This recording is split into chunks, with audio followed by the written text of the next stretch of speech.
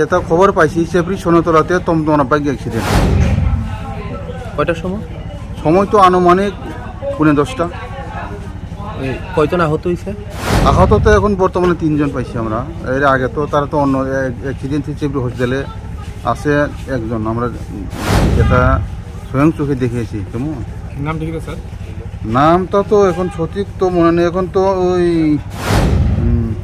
মন্টি দাস একজন আছে, বয়স 50, আর কষা দাস বয়স 37, উৎপল পাল বয়স 24, বাবা তো প্রাণেশ পাল, উত্তর রামচন্দ্র ঘাট। 3 জন এখানে আমরা যেটা তারা কি টমটমে আসতো? টমটমে যেটা বুঝি